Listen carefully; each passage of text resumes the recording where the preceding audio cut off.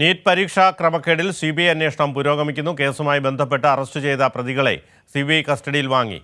മാറ്റിവെച്ച NEET PG പരീക്ഷയുടെ തീയതി 2 ദിവസത്തിനുള്ളിൽ പ്രഖ്യാപിക്കുമെന്ന് വിദ്യാഭ്യാസ മന്ത്രി ധർമ്മേന്ദ്ര പ്രധാൻ അറിയിച്ചു. അതേസമയം നീറ്റ് UG പുനഃപരീക്ഷാ ഫലം ഇന്ന് പ്രഖ്യാപിച്ചേക്കും. നീറ്റ് പരീക്ഷയിൽ വലിയ ക്രമക്കേടുകൾ നടന്നുവെന്നാണ് CBIയുടെ കണ്ടെത്തൽ. പരീക്ഷാ കേന്ദ്രങ്ങളും കോച്ചിംഗ് സെന്ററുകളും കേന്ദ്രീകരിച്ചുള്ള അന്വേഷണം പുരോഗമിക്കുകയാണ്. ബീഹാർ, ജാർഖണ്ഡ് എന്നിവിടങ്ങളിൽ കൂടുതൽ പേരെ CBI ചോദ്യം ചെയ്യും. ചോദ്യപേപ്പർ ചോർച്ചയുമായി ബന്ധപ്പെട്ട് മാധ്യമപ്രവർത്തകൻ ജമാലുദ്ദീൻ ഉൾപ്പെടെ 5 പേരെ CBI ഇതുവരെ അറസ്റ്റ് ചെയ്തു. ഹരിയാനയിലെ 2014-2016 കാലയളവിലെ 4 ലക്ഷം വിദ്യാർത്ഥികളുടെ പ്രവേശനവുമായി ബന്ധപ്പെട്ട ക്രമക്കേടിലും CBI കേസെടുത്ത് അന്വേഷണം തുടങ്ങിയിട്ടുണ്ട്. ബീഹാർ, രാജസ്ഥാൻ, ജാർഖണ്ഡ്, ഗുജറാത്ത്, മഹാരാഷ്ട്ര തുടങ്ങിയ സംസ്ഥാനങ്ങൾ കേന്ദ്രീകരിച്ചാണ് CBIയുടെ അന്വേഷണം പുരോഗമിക്കുന്നത്.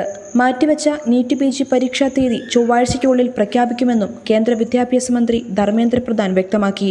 NDAയുടെ ചുമതലയിലുള്ള ഉദ്യോഗസ്ഥർക്കും ചോദ്യപേപ്പർ ചോർച്ചയിൽ പങ്കുണ്ടെന്നാണ് CBI ആരോപിക്കുന്നത്.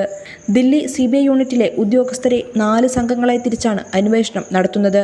അതേസമയം NDA നിർത്തലാക്കണം, വിദ്യാഭ്യാസ മന്ത്രി രാജിവെക്കണമെന്ന ആവശ്യങ്ങൾ ഉന്നയിച്ച് പരീക്ഷാ ക്രമക്കേടിൽ പ്രതിഷേധം ശക്തമാവുകയാണ്. കൈരളി ന്യൂസ്, ദില്ലി.